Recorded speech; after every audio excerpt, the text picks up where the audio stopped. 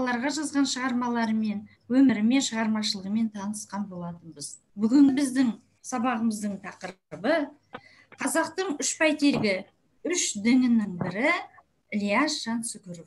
Ілияс Жансүгіровтің балаларға арналған шығармалары. Сабағымыздың мақсаты қазақ балалар әдебиетінің қалыптасуына үлес қосқан Ілияс Жансүгіровтің өмірі мен шығармашылығын тереңірек білу. Балаларға арнаған шығармаларының тақырыбын, мазмұнын, идеясын, тәлім-тәрбиелік мәнін ашу. Сонымен қатар, ақын шығармаларын оқи отырып, студенттерді ұлттық құндылықтарды бағалауға, азаматтыққа, ішкі рухани тазалыққа тәрбиелеу. Алдымен сабағымыздың жоспарын қарастырып алайық.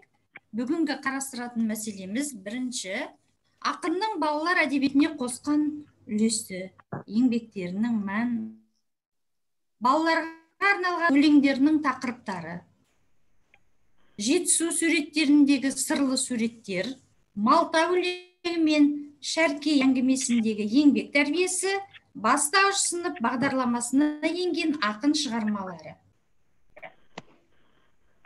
Біз бірінші, екінші курстарда қазақ әдебиетінен Ілияс Жансүгіровтің шығармашылығымен толық танысын болатынбыз.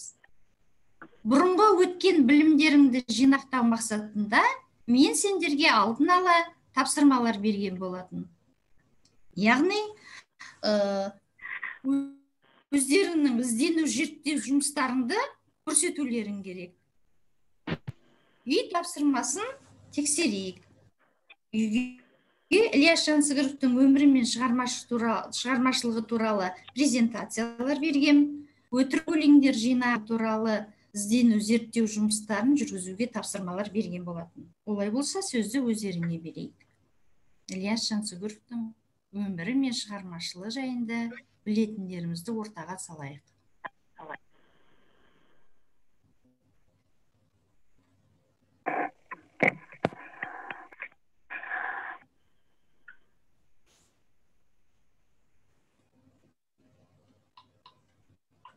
Кім айтып жібереді екен? Ілияс Жансүгіров кім? Ілияс Жансүгіровтің қандай шығармалары бар әдебиетімізде? Қандай шығармаларын біз жақсы білеміз? Кім сөйлеймін дейді? Қаттырақ айта ғой. Ілияс Жансүгіров.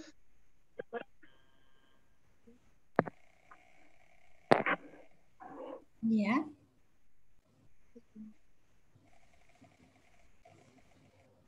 Айта ғой, Ілияс Жансүгіров кім? Қандай шығармалары? Ілияс Жансүгіров ақын, прозашы, аудармашы, публицист, драматург, сыншы, сатирик. Ілияс Жансүгіров 5 мамыр 1894 жылы Алматы облысы Ақсу ауданында дүниеге келеді. Алғашында өз әкесінен ауыл молдаларынан сауат ашады. Қарағаш ауылында Жадиче бастауыш мектепті бітіреді. Болашақ ақынның бұдан соңғы біраз уақыты ауылда өтеді. 1919 жылы Ташкенттегі 2 жылдық мұғалімдік курсқа түседі. Оны бітірген соң өз ауылында мұғалім болып, кейін Тілші газетінде қызмет атқарады. Еңбектері. Ілияс Жансүгіров өлең жазуды 1912 жылы бастаған. Ол кісінің Балдырған, Қызыл жалау атты өлең дәптерлері 1957 жылы ұлттық кітапханадан табылды. Және Семей қаласындағы Сарыарқа газетінде 1917 жылы Тілек, Сарыарқаға атты өлеңдері жарияланған. Жақсы. Тағы кім толықтырып жіберді?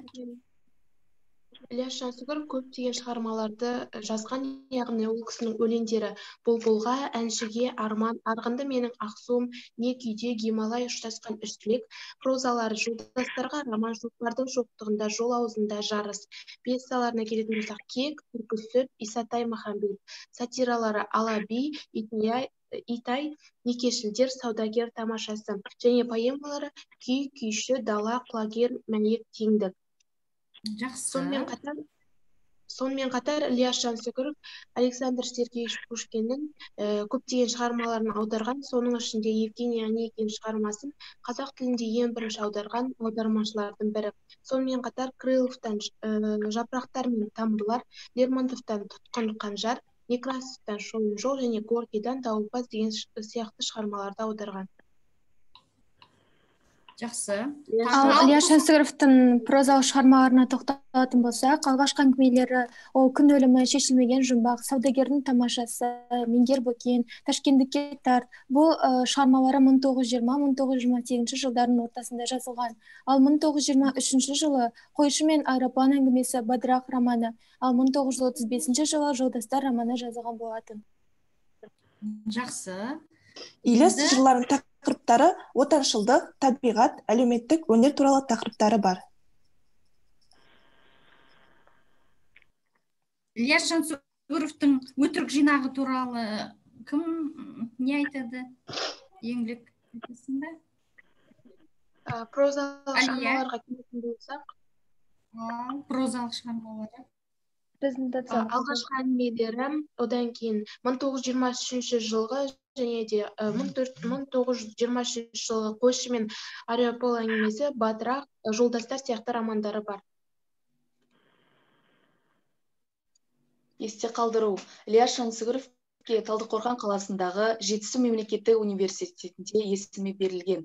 Сол қалада ақынның өмірі мен шығармашылығына арналған мұражай жұмыс жасайды. Жақсы. Ильяс Жансүгіровтің мұрасы өте бай. Ал жақсы. Әдебиеттің шаң жұқпас жүйрігі, жыр құлагері. Жақсы. Ал Ильяс Жансүгіровтің балаларға арналған шығармаларының ішінде мен сендерге өтірік өлеңдер жинағын берген. Осы туралы бір-екі ауыз сөзді кім айтып жібереді? Өтірік өлеңдер жинағы. Қазір мұғалім дайындаған презентациямыз бар, соны қоссын. Ашылмаса да айта беруге болады, балалар, қазір бізде уақыт тығыз ғой. Өтірік өлеңдер жинағы, бұл Ильяс Жансүгіровтің балаларға арнаған жинағы. Ол жинақта қандай шығармалар екен? Ода, яғни Ильяс Жансүгіровтің өтірік өлеңдер жинағы ең алғаш Мәскеуде жазылған, яғни ол 1927 жылы 96 бет болып жазылған болатын. Қазіргі кезде Ильяс Жансүгіровтің өтірік өлеңдер жинағы көп кітапханаларда қойылып жүреді. Олар Қазақстан Республикасының мұрағаттар мен құжаттар басқару комитетінде қойылып тұр. Жақсы. Яғни Ильяс Жансүгіровтің өтірік өлеңдеріне келетін болсақ, Ильяс Жансүгіровтің өтірік өлеңдері көбінесе балаларға арналған, яғни балалардың қиялдайтын, армандайтын ойлары бойынша жазылған болатын. Жалпы өтірік өлеңге келетін болсақ, өтірік өлең ол қазақ әдебиетінің бір саласы болып танылады. Мысалға айтатын болсақ, өтірік өлеңдер көбінесе балалардың қиялынан, ойынан туындайтын заттарды ақын жазушыларымыз оны балалар өздеріне ермек қылу үшін, және де балаларға жаңағы өтірікті айтпау керек деген сияқты мағынада жеткізген болатын. Жақсы, рахмет. Жақсы. Ильяс Жансүгіровтің өтірік өлеңдерінің жинағына келетін болсақ, ода Шыбын, Кірпішешен, Бүркіт, өтірік өлеңдер, Радлов жинағынан және де тағы да басқа қызықты өтірік өлеңдерін біле аламыз. Өтірік өлеңдер өте қызықты өлеңдер, Біреуін оқып жібересің ба? Айта ғой. Қазір. Жақсы. Сабаққа өте жақсы дайындалып келген екенсіңдер. Өздеріңнің білетіндеріңді ортаға салдыңдар. Олай болса, жақсы дайындалып келген қыздарды марапаттап, түрлі көңіл-күй смайликтер арқылы бағалап жіберейік. Жақсы, өтірік өлеңдеріңді көріп отырмыз. Жақсы іздену жұмыстарын жүргізген екенсіңдер. Қандай балалар, жауап берген балаларды смайлик арқылы бағалап жіберейікші? Сендерде жарайсыңдар, балалар. Жақсы дайындалып кепсіңдер. Жақсы. Ильяс Жансүгіров 1931 жылы «Мен қалай жаздым» деген мақаласында былай деген екен. Бізде балалар әдебиеті бұрын жасалмаған. Сондықтан менің бар ойым балалар әдебиетін жасауға көмектесу деген. Осы бағытта ақынның балаларға тарту, балаларға базарлық, тағы басқа көптеген шығармалары бар. Балалар әдебиетінде Ілияс өзінің сөзін орындап шыққан жазушы. Оның қаламынан туған тамаша туындылар қазақ әдебиетінде өшпес із қалдырды. Ілиястың өлеңдері балаларға қызғылықты, тамаша бір әсем әлем сыйлайды. Ілияс Жансүгіровтің балаларға арнаған өлеңдерінің тақырыптарына қарасып келсек, оқу, өнер, білім туралы, оған жастар, жалпы жасқа, жас бұлбұлдарға өлеңдері жатады. Мектеп пен бала, оқушы ойы туралы өлеңдері бар. Тәрбие берудегі ізгі мақсаттар жайындағы өлеңдері, табиғаттың әсем көріністері, жыл мезгілдері жайында көптеген өлеңдері бар екен. Бұл өлеңдермен мектептен де таныссыңдар, балалар. Сонымен қатар Ілияс еңбек тақырыбында жазған Шәрке әңгімесі мен Малта өлеңі де қарастырылады. Одан кейін енді бұл Ілияс Жансүгіровтің өлеңдерінің ішінде шоқтығы биік өлеңі бұл Бөбек бөлеу немесе ана жыры деп аталатын өлеңі.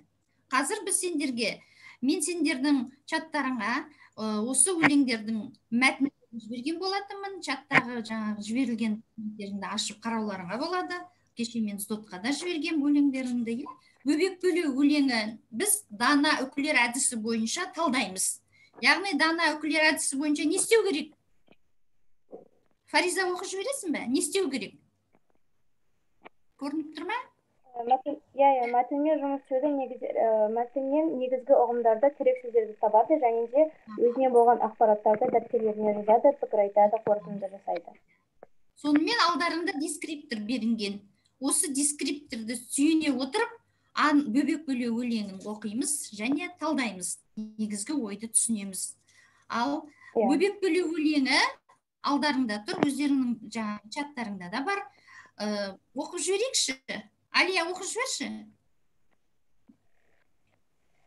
Айым, оқып жібер. Кім микрофонын қосты? Алия қосты. Бөл бөбек, бөлейін бері кел бөбек, бөделерді бесік төрт есік, төгілте салдым төрт өсек, бөпешім бесік отауыңа кір бөбек, бөл бөбек, бүлдіршін шішмек бәйтерек, балалы үйрек бас бармақ, кішкене бөбек бес бөлек, саусақ қайы салбырап, бөлене қойсын көз бөлек, бөл бөпем, бөлесем жөнге көн көкем, көгала тайың сонда екен. Жақсы, рахмет. Енді өлең алдарыңда тұр, Осы өлеңді оқи отырып, өлең не туралы айтылған? Өздеріңнің ойларыңды айта қойыңдар. Өлең тақырыбы не? Қалай ойлайсыңдар? Кімге арналып отыр бұл өлең? Балаларға, бөбектерге арналып.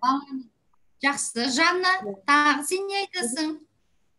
Бұл өлең бөбектерге арналған, балаларды кішкентай бесіктен бастап балаларды жаңағы тәрбиелеп, оның жаңағы өскенде ерінбей еңбек етуіне, жаңағы баланың жақсы жетілуіне және оның көңіл күйінің көтерілуіне жаңағы арналып жазылған. Ерінбей еңбек етесің, еліңе бол елгезек дейді.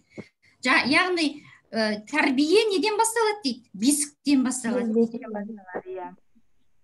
Тәрбие. Бұған келсеміз ғой, кішкентайдан алған тәрбие бізге азық болады.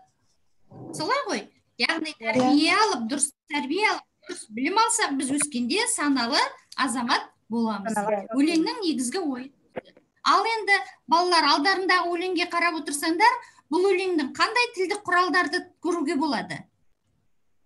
Қайталама сөздер көп кездескен. Қайталама көп екен. Қандай сөздер қайталанып тұр? Мәншүк бар ма? Көбіне бұл балаларға жаттауға жақсы. Қайталама сөздер баланың есінде тез қалып қалады. Сақталады, дұрыс. Тағы да бұл өлеңдердің бәрі көбінесе дауыссыз дыбыстан басталып тұр, бөбек деген. Солай ма? Сонымен Ілияс Жансүгіровтің бөлеу өлеңін қарап отырсақ, бұл неге арналады екен? Тәрбие мен білім егіз дейді.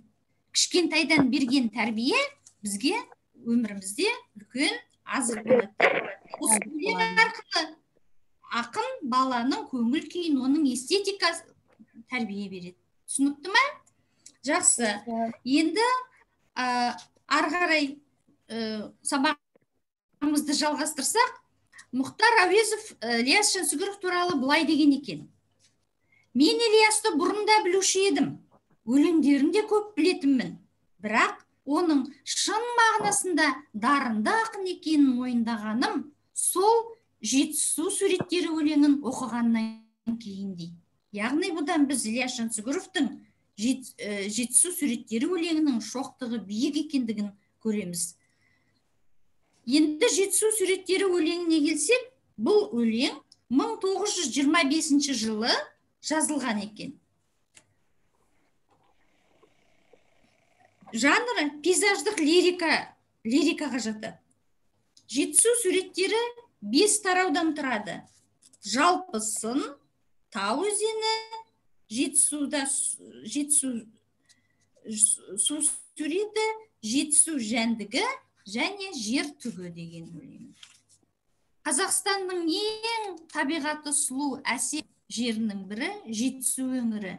Жетісуда дүниеге келген ақын өзінің өлкесінің сұлулығын, өзінің махаббатын туған жеріне деген осы Жетісу суреттері өлеңінде көрсеткен. Қазір біз сезім тербеткен өлке Жетісу өлеңін тыңдап, алдымен өлең не туралы, қандай әсер алдыңдар? Осы сұрақтарға ойланып отырып, Жетісу суреттері өлеңін тыңдаймыз. Жер таппан жерге жетер Жетісуым, күркілдеп, көксу лепсі ле шуым, асқардың аспан сүйген сілекейін, жан бар ма, таппай тұғын, айтпай тұғын. Бөленген бұлтқа мәңгі меңіреу құз, ну тоғай қоғалы көл қоңыр құнын, асқардан ақтарла арқыраған, жөкеңнің кім аңсамас балдай суын. Жетісу кеудең асқар, аяғың көл, қоңың құм мұқыныңда бар сексеуіл. Тау жайлап, қоңыр күзеп, құмды қыстап, ол бір маң, мал өсірген, өлкедеген. Көктемде құмнан әсем жер болсын ба, жайқалып жауқазына раң білдер. Ойдағы бозбаладай асыр салып, қозысы құйрықтанып дөңгелегер. Шөкскен шоғар асқар қатпарланып, қияғыз мұсатыр мұз жақпарланып, емес пе көк алабас ақ буралар, оралған шудалары мақпалданып. Саятта аңаңдыған бол бір мерей, мылтығап бүркіт ұстап қақпан салып, таудағы тас жаңғырған қой шәндері қайырлады еткенімен сақпан саңа. Айқыра аласқарлар жатыр шөгіп, жер шаншып көктің көлбеп төсін еміп, ойнақы құбатарлан тағаңдарын тәбеті тау тасына қонған келіп. Құлпыртар құмда соққан қоңыр самал, мәсімнің масатсын желі желпіп, қар кетіп қара жері жасанғанда, қонбасын қалай құсша ел.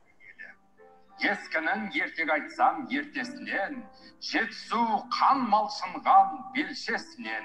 Алайда айналармын, айтам әлі, шыға алмай жүрмін әзір жер шетінен. Өз алдарыңа жер жәннаты Жетісудың әсем табиғаты елестеді. Ал балалар, өлең не жайында, қандай әсер алдыңдар? Осы сұрақтарға өздеріңнен жауап тосам. Ал кім бастайды? Бұл өлеңді оқығанда адамның алдына Жетісудың басқа өлкелерден ерекше бір табиғаты алдымызға елестейді.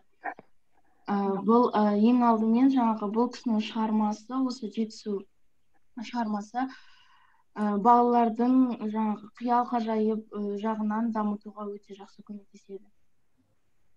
Жақсы. Тағы да көз алдарымызға не елестейді, не туралы айтып отыр?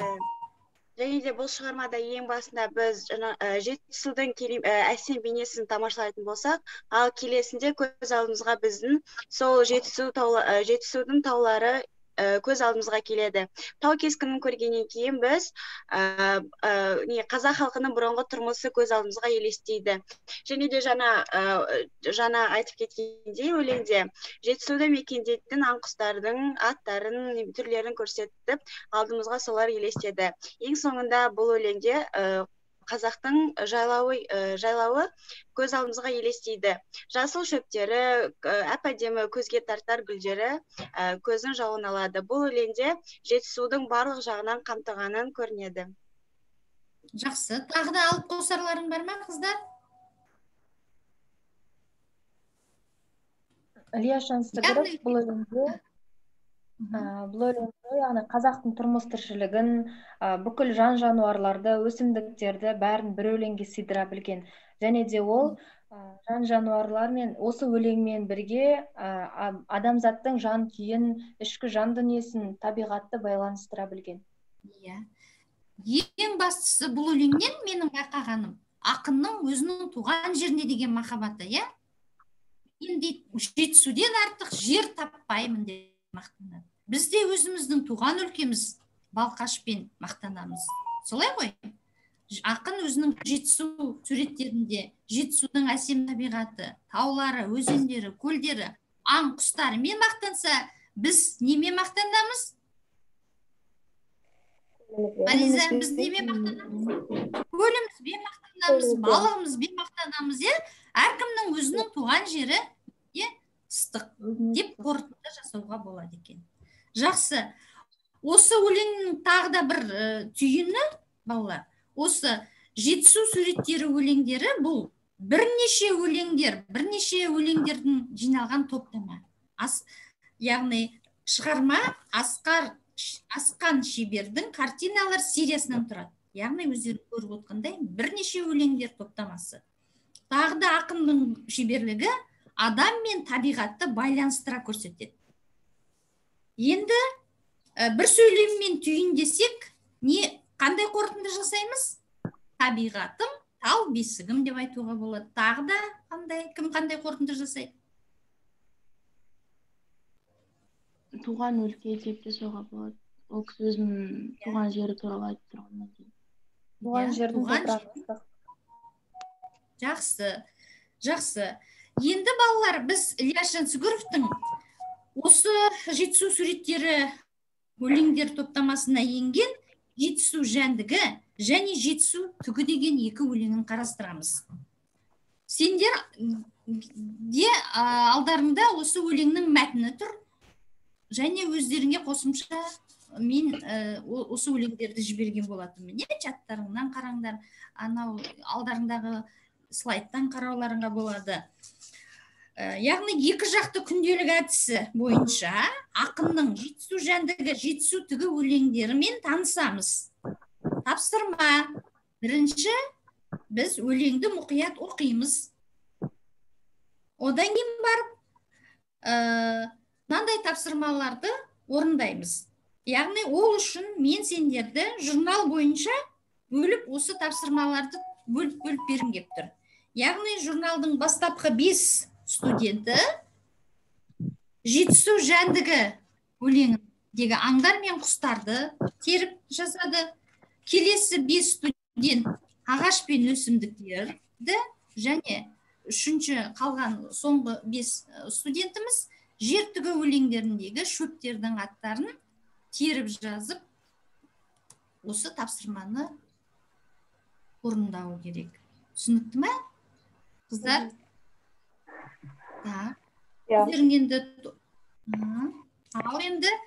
Ал бастапқы 5 студентіміз біз нені қарастырамыз? Жетісу жәндігі өлеңін қарастырамыз. Жетісу жәндігін оқимыз. Мен бұл тапсырмаға 3 минут берем, балалар. 3 минут берем. Яғни аңдар мен құстарды теріп жазасыңдар. Немесе уақыт шектеулі, сондықтан ауызша айта берулеріңе де болады. Ағаштар мен өсімдіктер осы өлеңде қандай ағаштар мен өсімдіктердің аттары айтылған? Және шөптер.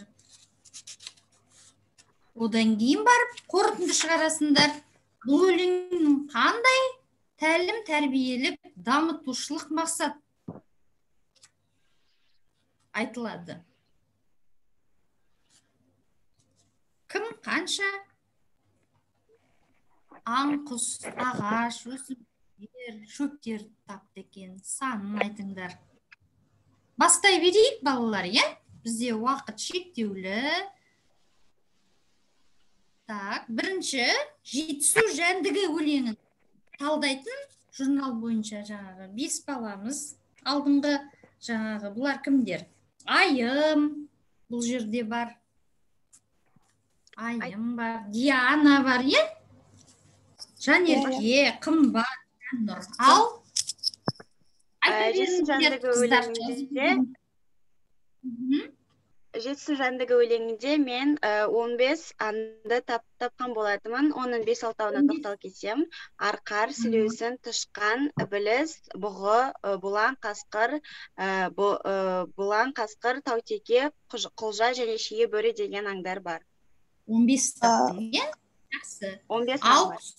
Құстар ителгі, құрғый, құр, тұрымтай, бидайық, бүркіт, үкі, шымшық, шамшақай, маубасбұқа, шөже, тоқылдақ, көбелек. Бұл жерде 13 құс бар. Жетісу бөлімінде барлығы аң мен құстардың саны 28.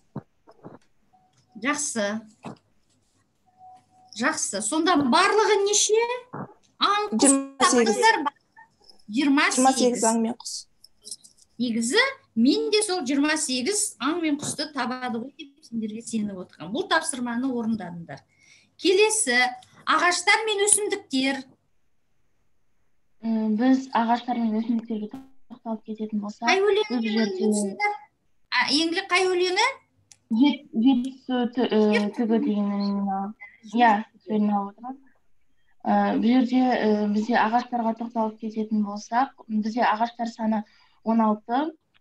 Ағаштар саны 16 тоқталып кететін болсақ, олар сары қайың, терек, емен, тобылғы, тағы да қарағай ағаштары. Ал осы өлеңдегі өсімдіктер саны қанша, кім, Еңлік, сен қанша шөпті таптың жаңағы? Жәндіктер ма сенің тапқаны? Жоқ, ағаштар. Ағаштардан қанша? 16 ағаш, е? Жақсы, 16 ағаш. Тағы да толықтыратындар бар ма? Осы өлеңде өсімдіктер саны 15. Тапқан өсімдіктеріміз қысқаша айтып кететін болсақ, долана, сөңке, сөгет, бауырқұрт, қараған, боз қараған, шеңгел деген өсімдіктерді таптық. Ал ағаштар мен өсімдіктердің жалпы санын айтатын болсақ, 31 бар. Иә, жақсы, 31. Келесі тапсырма, ары қарай кім?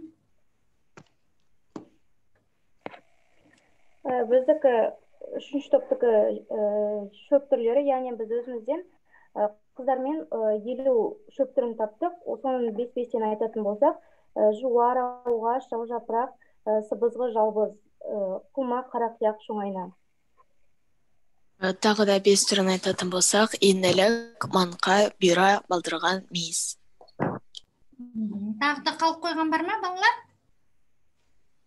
Барлығы шөптердің саны нешеу сендерде? 50 шөп бар екен. Жақсы. Алып қосарларың бар ма? Енді осы тапсырманы түйіндесек, жетісу жәндігі өлеңінде аңдар мен құстардың саны 28. Бұны дұрыс таптық қой, е? Айым бізге 15 тапты, е? Сосын оны кім толықтырды? Мен Жанерке. 28, е? Жақсы. Келесі, ағаштар мен өсімдіктердің неше таптың? 31 таптық. 31 таптың ба? Негізі 35 болу керек екен, балалар. 4-еуін тағы да үйде қарастырып келіңдер. Так, шөптердің саны нешеу? 50 таптыңдар ма? Дұрыс, шөпті дұрыс 50 екен. Жақсы. Енді өз пікірлеріңді білдіресіңдер бұл өлең жайында.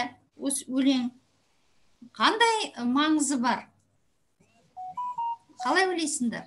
Ілияс Жансүгіровтің осы өлеңдері танымдық дамытушылық мақсат өте зор, осы өлеңдер арқылы жастарды, жасөспірімдерді неге тәрбиелейді? Отанын, туған жерін сүюге, және де аң, құстар, жәндіктер, шөп өсімдіктердің атауларын бәрін береді тізбектеп. Тіпті білмейтін де өсімдіктер бар екен. Яғни балаларды айнала ортамен, жаратылыстанумен байланыстырып көрсетеді, таныстырады екен. Жақсы. Үйде тағы да әрі қарай осы өлеңдер тағы қарастырып, таппаған аңдар, құстар болса толықтыруларыңа болады. Ал осы тапсырманы жақсы орындаған балаларға марапат, тамаша деп мен бағалаймын. Өздерің қалай бағалайсыңдар бір-біріңді? Тамаша, бәріміз тамаша. Тамаша орындадыңдар. Жақсы, балалар, біз сабағымыздың екінші бөлігін, яғни біз практикамен байланыстыра отыратын бөліміміз бар.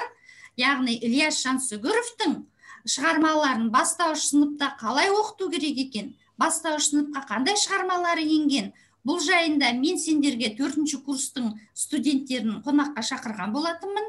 Сол студенттер өздерінің практикада берген сабақтарынан сендерге сабақтарында қолданған әдіс тәсілдерді көрсетіп кетеді. Бұл тапсырманы мен 2-ші бөлімінде жалғастырамын. Қазір сіздер біздің 1-ші бөліміміз осымен аяқталды. Практикамен байланысты 2-ші зумға кіру арқылы жалғастырамыз.